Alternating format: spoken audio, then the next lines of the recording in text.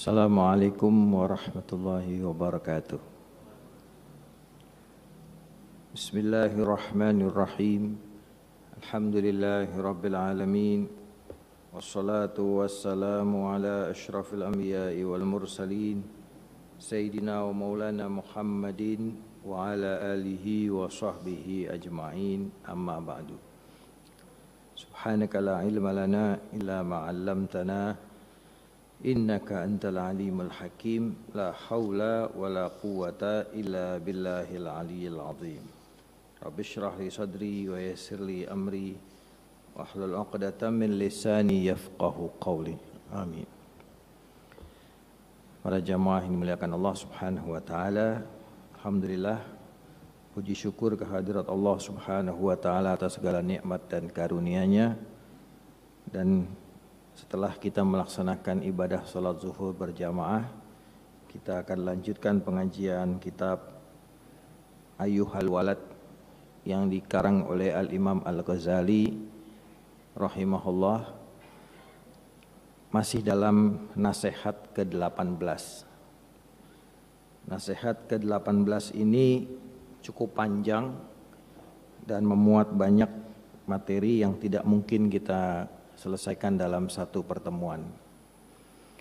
Dalam pertemuan yang lalu kita telah membahas mengenai kriteria atau syarat seseorang yang pantas menjadi seorang mursyid, yaitu orang yang kuat mengikuti seorang mursyid yang kuat riyadhahnya, riyadhatun nafsi. Lalu dengan mengikuti mursyid atau guru yang kuat riyadhatun nafsinya itu, si murid atau yang kemudian menjadi mursyid memiliki sifat-sifat yang mulia yang sudah kita sebutkan sifat-sifat sebelumnya, yaitu sifat sabar, ya, kemudian syukur, kemudian tawakal dan yakin. Sifat mulia berikutnya yang kelima atau yang keenam adalah as-sakha. As-sakha yaitu kedermawanan. As-sakha itu adalah kedermawanan, yaitu suatu kehendak untuk selalu memberikan sesuatu kepada orang lain.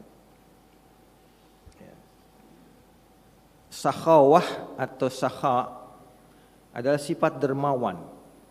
Orang mursyid yang ditempa oleh gurunya dengan berbagai macam latihan-latihan rohani, maka dia akan memiliki sifat setelah tadi kita sebutkan, ada sabar, ada syukur, ada tawakal, ada yakin.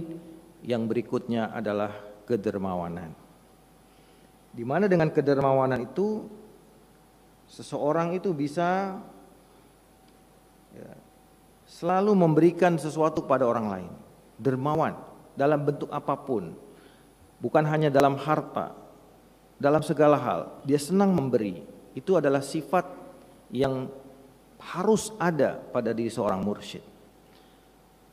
Maka dengan sederhana dapat kita katakan orang pelit, ya, orang kikir itu nggak akan bisa jadi mursyid, ya. Nggak akan bisa jadi wali Allah, karena salah satu sifatnya wali Allah itu adalah dermawan. Lihatlah contoh, ya, bagaimana sifat ini merupakan turunan dari sifat para anbiya. Para nabi itu punya sifat dermawan. Begitu juga para aulia Allah sebagai penerus daripada para nabi. Dan para ulama akhirat pun punya sifat dermawan. Kita kenal di kalangan para nabi, Nabi Ibrahim alaihissalam. Itu dikisahkan sampai beliau itu tidak pernah mau makan kecuali di mejanya ada orang lain. Bahkan rela berjalan 1 mil jauhnya hanya sekedar untuk mencari teman makan beliau. Sifat kedermawanan Nabi Ibrahim ini begitu istimewa, Sampai dikisahkan di dalam surat Az-Zariyat ketika dua orang malaikat yang menyamar sebagai manusia yang akan nantinya akan mengirim musibah atau bala azab kepada kaumnya Nabi Lut. Beliau mampir ke rumahnya Nabi Ibrahim, langsung dipotongin anak kambing. Artinya dagingnya banyak sekali untuk menyuguhkan tamu. Itulah sifat kedermawan Nabi Ibrahim. Cucu beliau kesayangan dan merupakan pemimpin para nabi, junjungan kita Nabi besar Muhammad sallallahu alaihi wasallam adalah cermin kedermawanan juga yang paling besar. Beliau tidak pernah mau menyimpan harta. Rasulullah itu bukan orang miskin, Rasulullah adalah orang kaya. Tapi Rasulullah tidak pernah mau menyimpan harta sehingga tampak sehari-hari Rasulullah tidak memiliki harta. Karena begitu beliau mempunyai harta, beliau begitu senang untuk membagikannya kepada siapapun. Bahkan satu ketika dalam sebuah hadis sahih diriwayatkan, ketika sedang sholat asar berjamaah, Rasulullah tiba-tiba setelah selesai salam buru-buru langsung ke rumah beliau. Karena Masjid Nabawi dengan rumah beliau ini bersebelahan, yang kita sekarang sebut sebagai Raudhah di Madinah. Itu adalah rumah beliau, yaitu makam beliau. Buru-buru ke kamar. Para sahabat kemudian menunggu apa yang terjadi. Setelah lama kemudian Rasulullah muncul kembali. Beliau mengatakan, apakah kalian kaget kenapa aku tergesa-gesa? Aku ingat, aku masih menyimpan emas di rumahku. Emas ini adalah titipan sedekah orang yang harus aku sedekahkan lagi kepada orang lain. Dan itu kemudian segera dilakukan oleh Rasul. Beliau tidak suka menyimpan emas dan sebagainya di rumah. Sifat kedermawanan ini menurun kepada para keluarga beliau, kepada para sahabat, semuanya. Kita dengar cerita-cerita heroik bagaimana Sayyidina Abu Bakar mewakafkan seluruh hartanya di jalan Allah. Sayyidina Umar mewakafkan separuh hartanya di jalan Allah. Dan Sayyidina Utsman bin Affan dengan banyak, ya, mungkin ukuran sekarang adalah miliaran atau puluhan miliar yang beliau belikan untuk perjuangan. Adalah kedermawanan ini yang dikatakan oleh Al-Imam Al-Junaid, arba'un tusilur rajula ila maqamil muqarrabin. Ada 4 hal kata Imam Al-Junaid Al-Baghdadi rahimahullah, 4 perkara yang bisa membuat seseorang itu sampai masuk ke derajat orang-orang muqarrabin, yaitu orang-orang yang didekatkan kepada Allah Subhanahu wa taala. Yang pertama adalah wa in qalla ilmuhu wa amaluhu. Meskipun orang ini ilmunya sedikit, amalnya sedikit kata Imam Junaid. Tapi gara-gara punya 4 ini, dia cepat naik derajatnya ke derajat orang-orang yang muqarrabin. Yaitu al-hilmu, yaitu sifat lemah lembut, kelembutan, was-sakhawatu, yaitu kedermawanan, wa husnul khuluq, akhlak perilaku yang mulia, wat tawadhu, yaitu sifat tawadhu. 4 hal ini. Bahkan ya dikatakan oleh Imam Ali, dikatakan dalam sebuah keterangan yang lain, Imam Ali karramallahu wajhah mengatakan, kamalur rajuli arba'atun. Sempurnanya seseorang laki-laki itu ada 4. Seorang laki-laki baru dibilang sempurna kata Imam Ali karramallahu wajhah. Ada 4. As-sakha indal khillah. Dia dermawan pada saat dia tidak punya, pada saat hartanya dikit. Artinya dia mampu untuk bersedekah, memberi pada saat dia kekurangan. Itu kata Imam Ali. Yang kedua, at-tawadhu inda daulah. Rendah hati pada saat dia memiliki power, kekuatan. Biasanya orang kalau punya power cenderung untuk sombong, ya, untuk semena-mena. Tapi dia justru malah tawadhu. Ini sempurnanya seorang laki-laki kata Imam. Yang ketiga, al-afu indal qudrah. Memberi maaf pada saat dia mampu untuk memberikan hukuman ataupun balasan. Ya. Orang yang punya kemampuan untuk membalas ataupun memberikan sesuatu yang buruk kepada orang lain, tapi dia maafkan kesalahan orang lain dan dia tidak membalas keburukan orang lain. Itu salah satu ciri laki-laki yang sempurna kata Imam Ali. Yang keempat, al-ata bi ghairil minnah, memberi tanpa menyebut-nyebut pemberiannya. Bahkan kalau perlu memberi, ya, Tidak ada yang tahu bahwa dia yang memberi. Itulah ukuran seorang laki-laki yang sempurna. Sifat as-sakha adalah sifat seorang mursyid yang berikutnya. Yang berikutnya sifat seorang mursyid adalah al-qanaah, yaitu sifat qanaah. Ya, qanaah itu secara harafiah, ya, secara istilah itu diterjemahkan sebagai ar-ridha bi qismatillah. Qanaah itu, ya, secara mudah diterjemahkan sebagai ridho, rela dengan pemberian Allah. Itu namanya qanaah. Qanaah itu artinya puas, ya, berpuas diri. Tapi para ahlul hakikah punya istilah bahwa al-qanaah itu as-sukunu inda adabil ma'lufat. Dia tetap tenang ketika apa yang diinginkan tidak dapat. Tidak dia punya. Dia suka mobil, dia tidak punya mobil. Dia suka ini, dia tidak punya ini. Dia tenang saja, biasa saja. Itu adalah sifat qanaah dari seseorang. Yang lain memberikan definisi al-qanaah secara ilmu hakikat adalah al-iktifa'u bil yasiri minad dunya bila talabiz ziyadah. Orang yang mencukupkan dengan sedikit saja dari urusan dunia tanpa dia mencari-cari yang lebih-lebih. Artinya hidup secara kebutuhan, bukan hidup secara keinginan dan kemauan.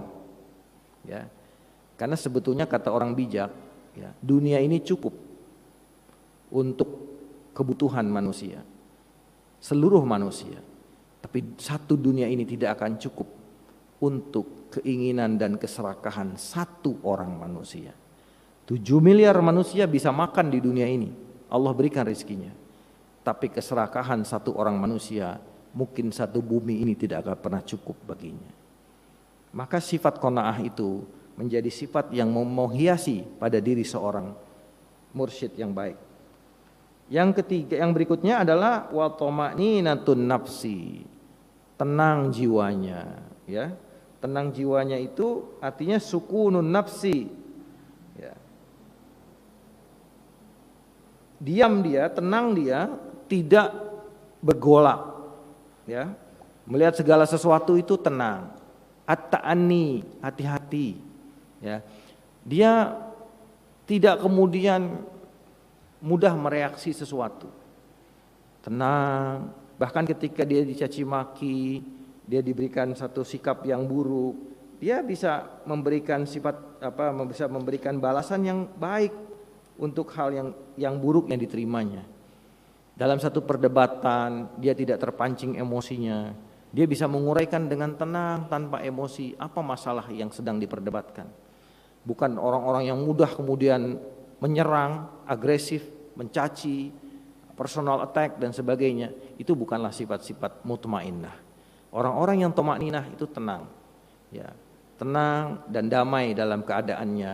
Dia selalu diliputi oleh perasaan yang tidak panik, ya, tidak penuh ketakutan. Nah, ini para sekalian sifat qanaah yang dicontohkan oleh mu'allif, ya. Sifat yang berikutnya adalah al-hilmu, ya, kelembutan. Kelembutan ini juga merupakan sifat yang dimiliki oleh orang-orang yang sudah mencapai kematangan spiritual. Orang-orang yang sifatnya itu betul-betul manis, enak. Kalau berbicara dia tidak menyakiti. Kalau dia bersikap dia tidak kemudian bagaikan lebah yang hinggap dari bunga untuk mengambil putik sarinya tanpa merusak satupun kelopak bunga atau bahkan daunnya, tidak pernah dia rusak. Betul-betul dia lembut sekali. Maka dikatakan dalam sebuah ungkapan, kelembutan itu jika dia berada pada sesuatu, dia menjadi indah karenanya. Tapi sikap keras itu lawan daripada kelembutan. Jika berada pada sesuatu, dia menjadi buruk karenanya. Al-haq, kebenaran, kalau dibungkus dengan kelembutan, dia akan menjadi indah. Tapi kebenaran kalau dibalut dengan sikap yang keras, kasar, arogan, maka kebenaran itu akan tertutup. Karena manusia lari dari situ. Fabima rahmatin minallahi lintalahum. Rasulullah dikatakan gara-gara rahmat Allah kepada engkau hai Muhammad, kau menjadi bersikap lunak, lembut kepada mereka, kepada kaum mukminin. Bagaimana sifat bangsa sahabat kala itu yang merupakan orang-orang Arab ya, yang keras, itu bisa takluk dengan kelembutan dan kesabaran serta sikap yang penuh mengayomi dari Rasulullah Shallallahu Alaihi Wasallam. Para hadirin sekalian, itulah al-hilm, ya, al-hilm yaitu sifat kelembutan. Kemudian sifat yang berikutnya adalah at-tawadhu. At-tawadhu itu adalah sifat yang berikutnya, di mana dia adalah ar-rukun ila ru'yatin nafsi duna ghairihi. Ya, tadi soal kelembutan sebetulnya keterangannya cukup banyak, tapi saya singkat saja. Ya. Ar-rukun ila ru'yatin nafsi, condong untuk melihat diri daripada melihat orang, itulah tawadhu. Tawadhu itu lebih senang untuk mengoreksi diri sendiri, ya, self kritik ketimbang orang lain. Lebih senang mengevaluasi diri sendiri ketimbang mengevaluasi orang lain. Ya. Sebuah hadis Rasulullah mengatakan, tuba liman syaghalahu aibuhu an uyubinas. Beruntunglah orang, kata Nabi, yang dia sibuk dengan aib dirinya sendiri dibanding aibnya orang lain. Ketika disampaikan kepada dia, hei, ente tahu gak si fulan begini-begini? Aduh, maaf. Saya masih banyak dosa, masih banyak salah. Saya belum bisa ngomentari orang lain karena saya belum beres dengan urusan saya sendiri. Maka orang seperti ini, dia tidak akan mudah menjelekkan orang lain, berprasangka buruk kepada orang lain. Karena dia hanya melihat kalau yang jelek itu diri saya, kalau yang bagus orang lain. Itulah tawadhu. Sampai dalam sebuah ungkapan para ulama mengatakan, tawadhu itu ketika kita merasa bahwa kitalah manusia yang paling hina di dunia ini. Kitalah makhluk yang paling hina di dunia ini. Semua orang lebih mulia daripada saya. Syekh Abdul Qadir Jailani menggambarkan dalam ungkapan yang lebih bagus lagi. Ketika seseorang, ya, ungkapan tawadhu ini, ketika dia melihat anak kecil, dia berpikir anak ini masih dosanya sedikit, maka dia hormati anak kecil itu. Meskipun seorang anak kecil, dia berpikir anak ini dosanya belum banyak, maka saya harus hormat pada dosa saya sudah banyak, sudah tua saya. Dia anak kecil, dosanya masih murni, maka dia sayang kepada anak kecil, dia hormat kepada anak kecil itu. Ketika melihat orang yang lebih tua, kalau tadi lebih muda, ini lebih tua, dia berpikir apa? Orang tua ini amalnya lebih banyak dari saya. Saya umur segini, amal saya masih sedikit, dia sudah banyak. Maka dia hormati yang lebih tua. Dia ketemu orang yang bodoh, dia katakan orang bodoh ini, dia selamat dengan kebodohannya, karena nanti tidak banyak dihisap oleh Allah Subhanahu wa ta'ala. Maka saya hormat kepada orang bodoh. Dia ketemu orang pintar, orang alim, orang pandai, dia bilang, orang alim, orang pandai ini ilmunya banyak, pasti amalnya, ibadahnya pun menjadi lebih banyak dengan sebab ilmunya. Jadi selalu melihat orang lain dari kacamata yang positif, itulah orang tawadhu. Sehingga dia mengatakan, ketika ada satu keburukan di ruangan ini, yang paling buruk itu saya, yang paling hina itu saya. Sampai sampai satu pada titik di mana dia menyadari bahwa hewan pun lebih mulia dari saya. Hewan itu lebih mulia dari saya. Jangankan kucing, jangankan burung, jangankan ikan, bahkan anjing, babi pun lebih mulia dari saya. Kenapa? Karena hewan itu tidak bermaksiat kepada Allah Subhanahu wa ta'ala. Hewan tidak punya pilihan untuk bermaksiat. Hewan hanya menjalani nalurinya saja. Ya, anjing seperti itu, ya nalurinya seperti itu. Dia tidak pernah melebihi naluri yang Allah berikan kepada dia. Babi yang jorok dan kotor yang kita bilang najis, najis itu secara fikih, tapi secara wujud babi itu juga makhluk Allah. Dia menjalani naluri takdirnya seperti itu. Tapi manusia, terutama saya, punya pilihan. Kadang-kadang saya lebih memilih untuk bermaksiat kepada Allah daripada beribadah kepadanya. Saya lebih hina daripada, karena Allah berikan saya pilihan, Allah berikan saya akal. Allah tidak berikan mereka akal, para hewan itu. Dia hormat kepada hewan. Maka ketika seorang wali besar yang namanya Abu Yazid Al-Bastami, di hadapannya lewat seekor anjing, beliau kemudian menyingkapkan, merapikan jubahnya, dengan tujuan untuk tidak terkena najis daripada anjing itu. Ada anjing di dekat beliau, karena berjubah, kemudian beliau rapatkan jubahnya. Anjing itu dengan izin Allah bisa berbicara kepada Abu Yazid Al-Bastami. Hai Syekh Abu Yazid, apakah kau takut karena aku kotor? Ketahuilah, kata anjing, aku kotor badanku, najisku adalah najis zahir, tapi kau harus lebih takut dengan najis batin. Najis batinmu yang merasa lebih hebat dari aku, merasa lebih suci dari aku, itu yang harus kau bersihkan, kata anjing itu. Langsung Syekh Abu Yazid Al-Bastami, seorang wali besar, menangis tersungkur karena sadar dengan nasihat seekor anjing. Lalu kemudian dia memohon, wahai anjing, maafkan saya, maafkan saya. Maukah, sudikah engkau berjalan bersama saya sekarang ini? Anjing bilang, aku tidak mau berjalan denganmu wahai Abu Yazid. Kemudian anjing itu pergi, dan Abu Yazid semakin menangis menjadi-jadi dan mengatakan, ya Allah, betapa hinanya saya, bahkan seekor anjing pun tidak sudi berjalan denganku. Ini wujud tawadu.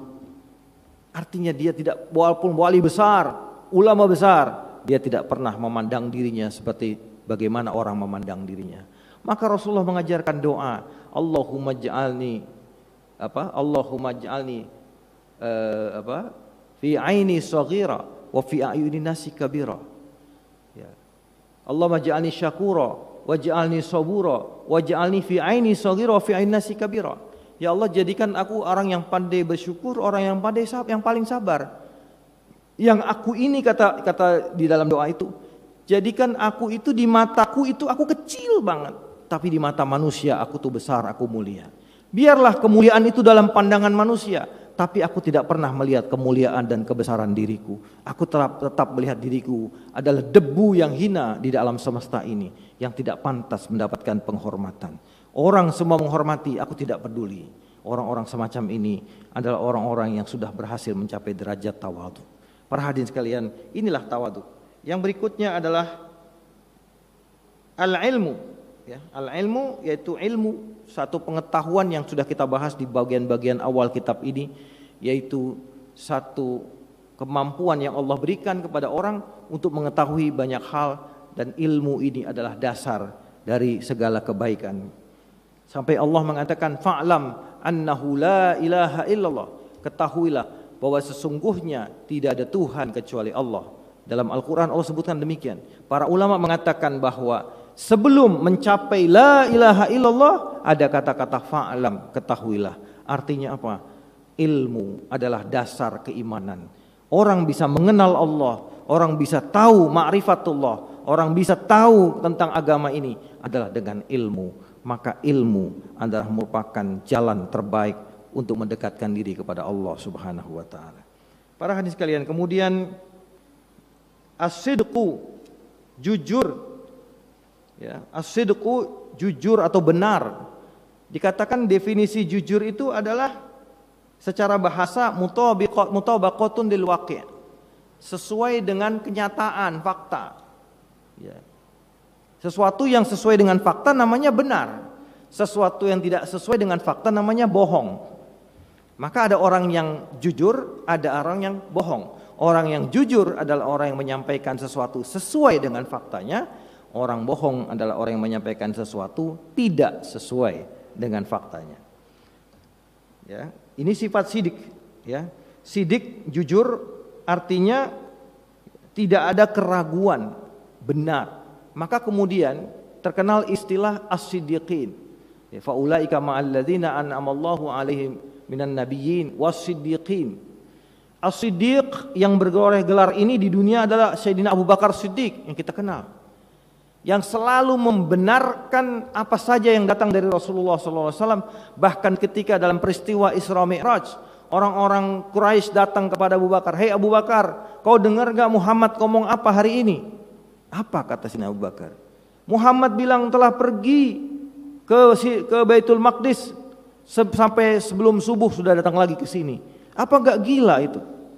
Kata Abu Bakar, "Aku percaya apa yang disampaikan oleh Muhammad. Bahkan kalau Muhammad bicara lebih dari itu, aku percaya." Oh, ini namanya satu kepercayaan yang tanpa reserve, ya. Kalau orang bilang itu mutlak tanpa reserve. Kepercayaan, keyakinan seorang Abu Bakar Siddiq. Maka beliau bergelar As-Siddiq. Itu orang yang selalu jujur dan membenarkan benar apa yang dilakukannya. Itulah As-Siddiq, ya. Kemudian sifat yang berikutnya adalah Al-Haya. Al-Haya itu sifat malu, ya. Malu itu, ya, ada dua. Ada haya, malu yang tabi'i atau nafsani, yang sifatnya memang alamiah, naluriah, malu. Orang tidak buka auratnya itu, ya, malu yang naluriah, nafsani. Ya. Orang tidak melakukan satu perbuatan, maaf, misalnya hubungan suami istri di depan umum, itu suatu malu, tapi itu malu yang biasa. Malu yang sifatnya naluriah, semua orang punya. Tapi malu di sini adalah malu yang ukhrawi atau imani, ya. Di mana malu yang secara iman artinya dia malu untuk bermaksiat kepada Allah Subhanahu wa taala. Pertama, dia sadar bahwa seluruh alam semesta ini di dalam kendali Allah Subhanahu wa taala.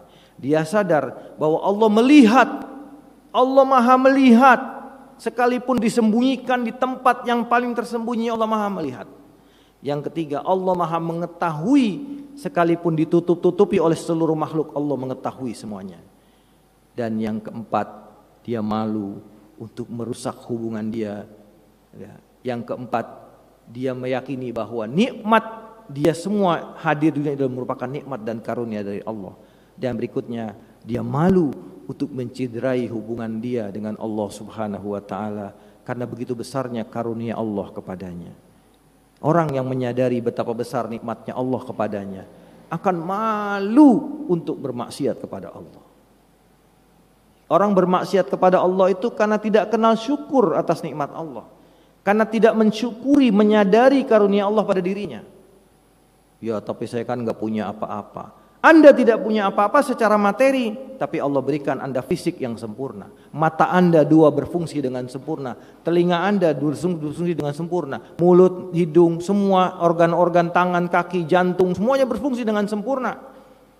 Apakah itu bukan nikmat? Ya sih, nikmat. Oke, Anda diberikan anak, istri, keluarga, hidup Anda sempurna, Anda punya pekerjaan, Anda punya rezeki, Anda punya gaji.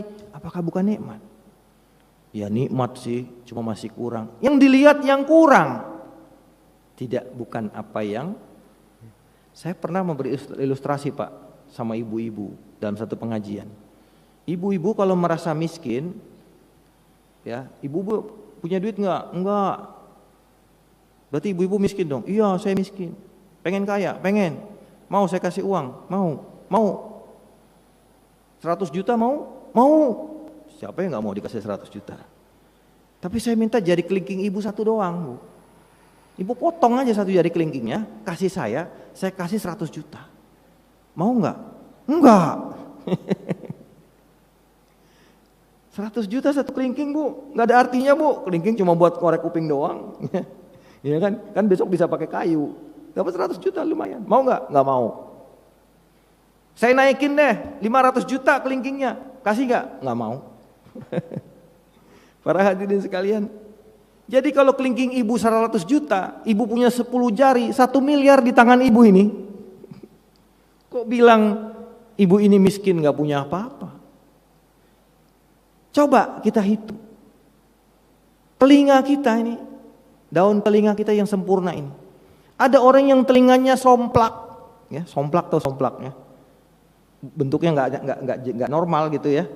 Kemudian dia dioperasi plastik supaya punya telinga yang sempurna. Berapa biayanya? Ratusan juta. Hanya untuk punya telinga kayak kita. Dan kita menganggap itu bukan nikmat. Kita punya mata yang bisa melihat dua-duanya. Ada orang buta yang begitu banyak biaya pengobatannya hanya untuk bisa melihat. Dan kita menganggap itu bukan nikmat karena kita merasakannya setiap hari. Bahkan di rumah sakit Bapak Ibu sekalian,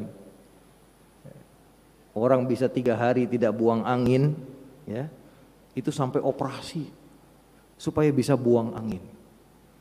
Bahkan ketika kita operasi, biasanya ukuran pertama yang dilihat dokter, udah buang angin belum? Kalau sudah buang angin berarti sudah normal operasinya. Proses buang angin saja itu begitu berharga, sampai orang biaya berobat. Kita nggak menganggap itu sebagai nikmat. Bisa buang air kecil, bisa buang air besar, itu nikmat. Coba kalau terhalang 3 hari saja, apa nggak jadi penyakit buat kita? Betapa banyak nikmat yang kita lupakan. Sekali-kali ayo kita absen nikmat-nikmat Allah kepada kita. Dari mulai Allah hadirkan kita di alam janin di perut ibu kita, 9 bulan dikasih makan di janin, kita di dalam air ketuban begini-begini. Ada. Para hadirin sekalian, ya. Hal ata 'alal insani hal ata 'alal insani hinum minad dahri lam yakun syai'an mazkura. Apakah tidak datang kepada manusia satu masa di mana dia bukan sesuatu yang bisa disebutkan, bukan siapa-siapa. Kemudian ketika besar, dia jadi presiden, dia jadi menteri, dia jadi gubernur, dia jadi pejabat, jadi pengusaha, tiba-tiba sombong menepuk dada. Ya Allah, Allah yang menjadikan dia seperti itu dilupakan. Kemudian dia berbuat seakan-akan itu adalah milik saya karena saya. Itulah cara berpikir Qarun, di mana Qarun pun berpikir kekayaannya karena dirinya. Para hadirin sekalian, itulah yang namanya al-haya, rasa malu. Wal wafa juga orang yang selalu menunaikan komitmen, ya. Kita di era modern ini sangat penting apa yang namanya komitmen. Bisnis, kita bikin perikatan, komitmen. Ya, kita bikin satu perjanjian, komitmen. Nah, orang yang akhlaknya baik, mursyid yang baik, dia selalu komitmen. Apa yang dia ucapkan sesuai dengan apa yang dia janjikan. Dia janji sesuatu, dia tunaikan janjinya. Ya, jangan banyak janji tapi banyak ingkar janji. Yang kemudian yang ketiga, yang berikutnya al-waqar, yaitu berhati-hati di dalam sesuatu, tenang, tidak gerusa-gerusu. Kemudian wa ghaddul basar. Ghaddul basar itu artinya menundukkan pandangan. Matanya enggak jelalatan. Tidak mudah ingin punya orang. Orang punya mobil bagus, jelalatan matanya. Orang punya rumah bagus, jelalatan matanya. Tidak. Apalagi orang punya istri cantik, jelalatan lagi matanya. Jangan. Sifat ghaddul basar, dia mengendalikan dirinya, pandangannya hanya untuk kepada Allah Subhanahu wa taala, bukan untuk hal-hal yang duniawi. Yang berikutnya adalah as-sukun, tenang, yaitu tidak tidak larut dalam kekacauan, ya, pergolakan, tapi tenang dia, seperti tomaninah tadi. Ya, kata Imam Ghazali, ya, fa idza kana syekhu musafan bi dzikri dzalika, kalau ada seorang syekh yang, ya, fa huwa idzan nurun min nurin anwarin nabi sallallahu alaihi wasallam yasluhu lil iktida'i bihi. Kalau kita dapat mursyid dengan sifat-sifat yang tadi kita sebutkan, ini orang, kata Imam Ghazali, maka dia adalah merupakan cahaya, satu cahaya dari cahaya-cahayanya Sayyiduna An-Nabi sallallahu alaihi wasallam. Istimewa manusia ini, maka patut untuk diikuti orang semacam itu. Lakin wujudu mislihi nadirun a'azzu minal kibritil ahmar, tapi adanya orang semacam itu langka, lebih langka daripada kibrit ahmar. Kibrit ahmar ini, ya, artinya emas murni, murni semurni-murninya, bahkan masih merah. Begitu ahmar. Ini barang yang paling langka di dunia. Kata Imam Ghazali, mendapatkan mursyid yang semacam itu sangat langka. Para hadirin sekalian, coba cek. Imam Ghazali hidup di masa 450 sampai 505 Hijriah. di abad ke-5 Hijriah. Dia sudah bilang bahwa mursyid semacam itu langka 1000 tahun yang lalu. Bagaimana dengan sekarang? Ada nggak kira-kira mursyid yang begitu?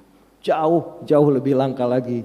Maka nanti akan katanya waman sa'adatu fawajada syaikhan kama zakarna.